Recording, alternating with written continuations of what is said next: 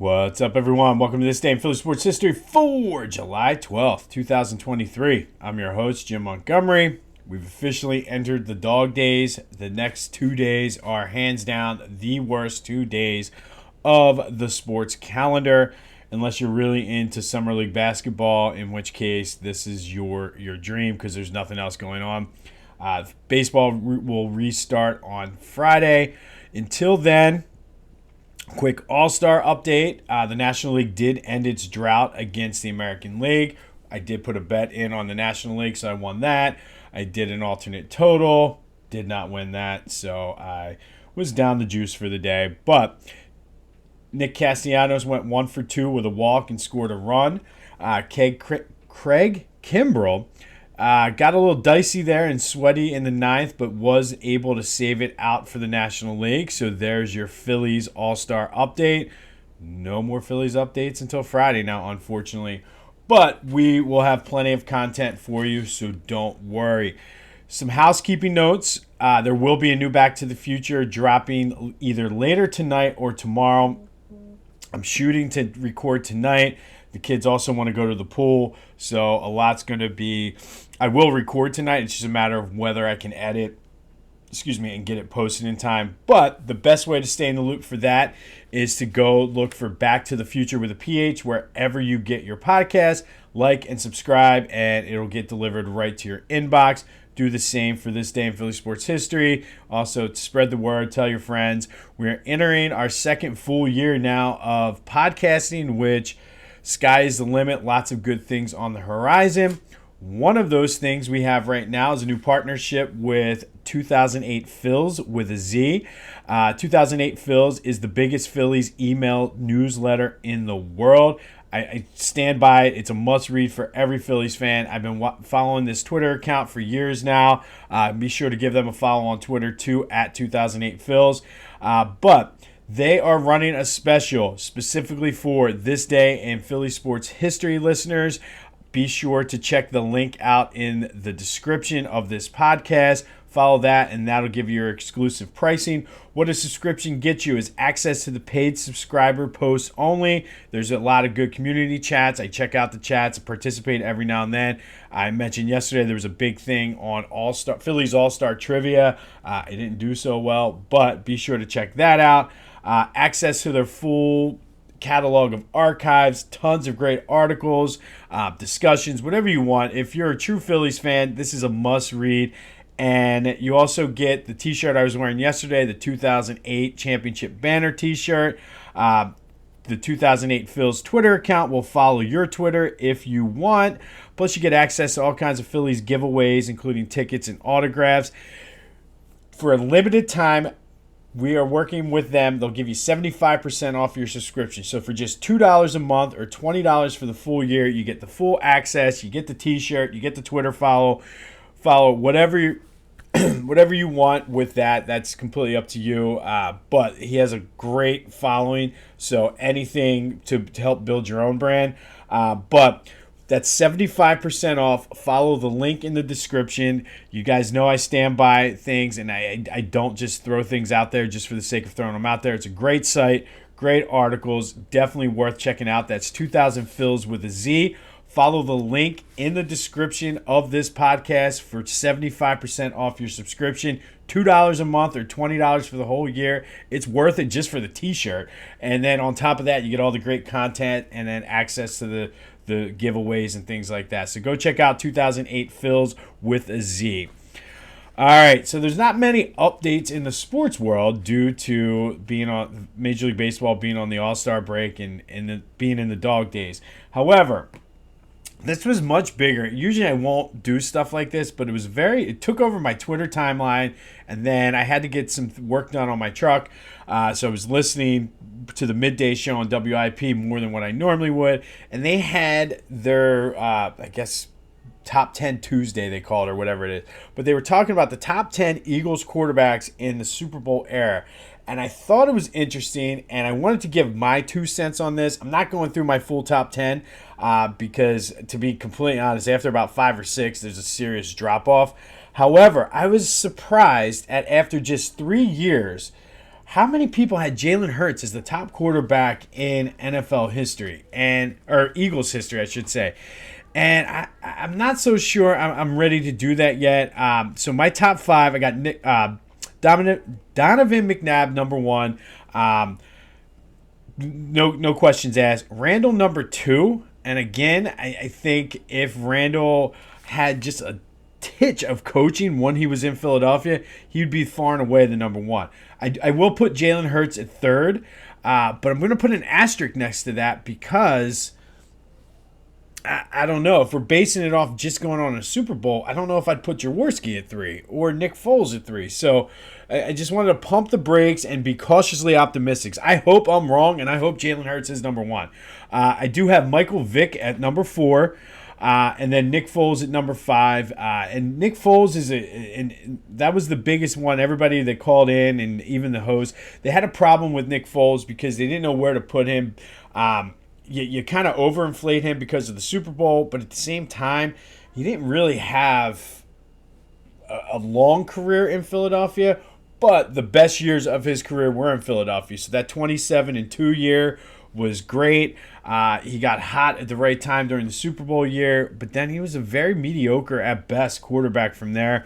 But I will put him in the top 5 for the Super Bowl. But let me know what you think. Who are your top 5? We don't need to go through the top 10 because then you start getting into guys like Rodney Peete and the Detmer brothers, and it gets very diluted after that. And I will have, for those of you wondering, Jaws is number 6. It's really, you got the top 6 and then the rest. But let me know what you think. So I go D-Mac, Randall, Jalen, Mike Vick, and then Nick Foles. So I will put this in the question if you're listening on Spotify, the discussion board. So let me know what you think. Who are your top 5 Eagles quarterbacks of the Super Bowl era? We're not going to go back to the 50s and 60s for this. The other Eagles story is the Deebo Samuel walking out of the interview with Zach Gelb. Because he asked him about his comments after the NFC Championship game, which it's just ridiculous, dude. You said it. Like, quit being a little baby and a little bitch and walking away. Like, come on. And I cannot wait to play them because they're a good team. Don't get me wrong. But, it's going to feel so good to smack them around. And that also led to a San Francisco morning host to make some borderline racist comments about Eagles fans versus Niners fans. And I don't really want to get into that too much. But, yeah, come on. 49ers, fans, players, all of you, shut the fuck up. Nobody cares. All right? There's also, and again, because there's not much going on, but as the Harden turns, it was just ironic that there was a question posted, and I don't even know where it came from. I think it was one of the gambling sites. But there is no update on the Harden situation in the Sixers right now, so that's why I'm going with this.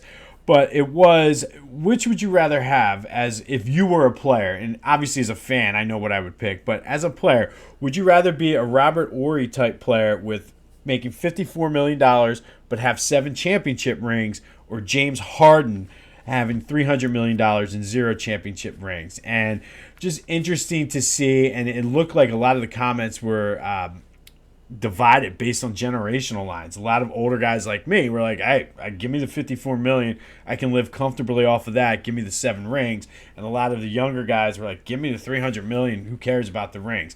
And I think that almost goes to show like a shift in where we are in a sports society, where sometimes it's more about the money than the rings. Like I said, I'm old school. Give me the championship, and trust me, I can live off of $54 million. But also, leave a comment. Let me know what you think about that.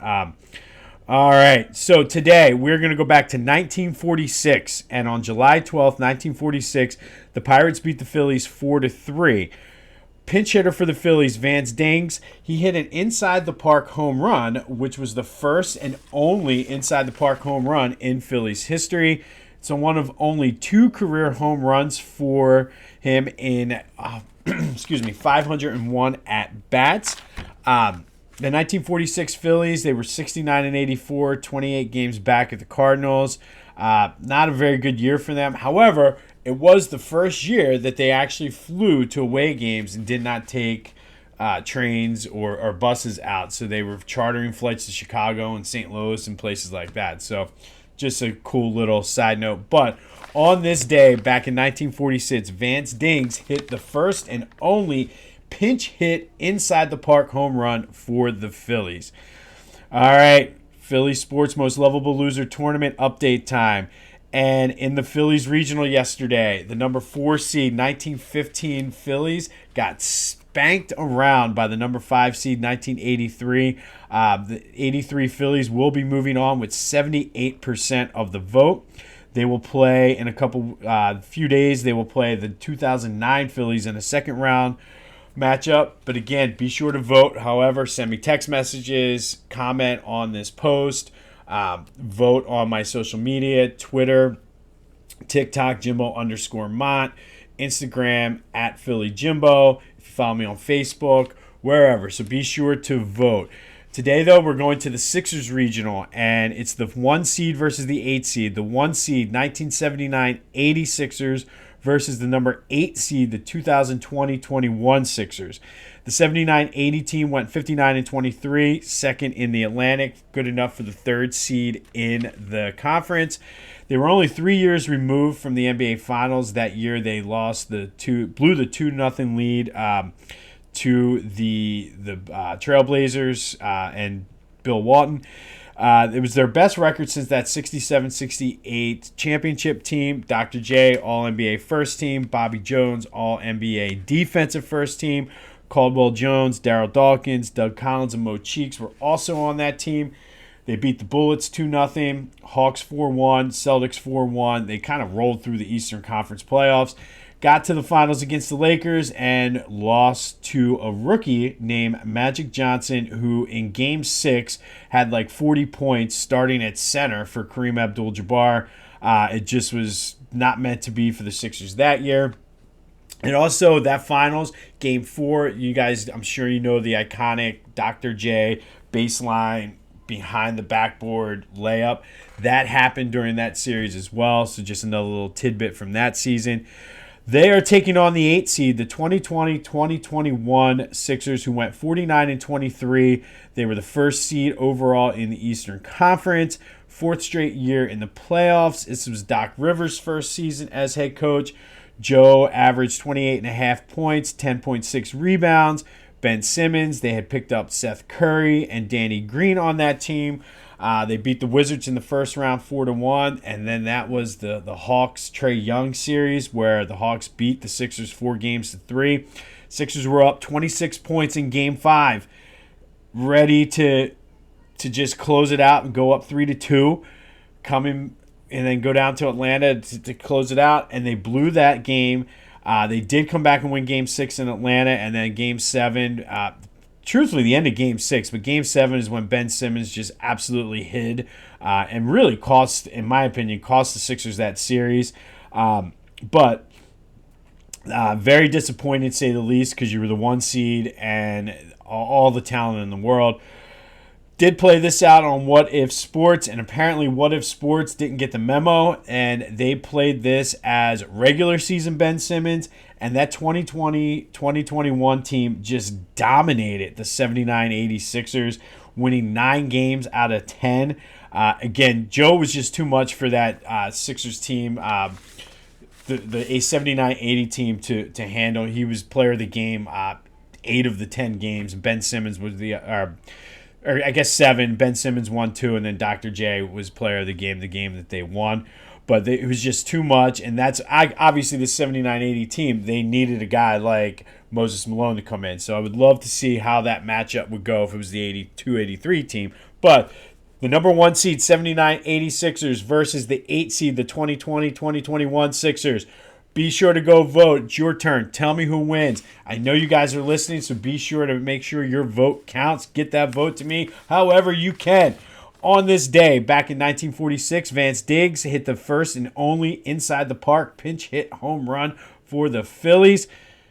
Not much else going on today, so be safe out there. Be on the lookout for the new Back to the Future. Go check out 2008 Phils. Also, don't forget, we're still with phillygoat.com. Go check out all of your needs, your apparel. You want to celebrate the 83 Phillies. They have some old school stuff for the Phillies. They have the shirt I'm wearing now, the Philly Fanatic. Make sure it has the authentic goat on the sleeve. Use the promo code Jim Montgomery for 10% off your order. Well worth it. Again, I do not support and have sponsors on here that I do not believe in and do not do the same myself. You saw the 2008 Phillies shirt. Go check them out. The description's in the link. Go to Philly Goat. Use that promo code. It's going to be a hot one again. Enjoy your Wednesday. This has been This Day in Philly Sports History. I'm Jim Montgomery. And until next time, I'll see you when I see you.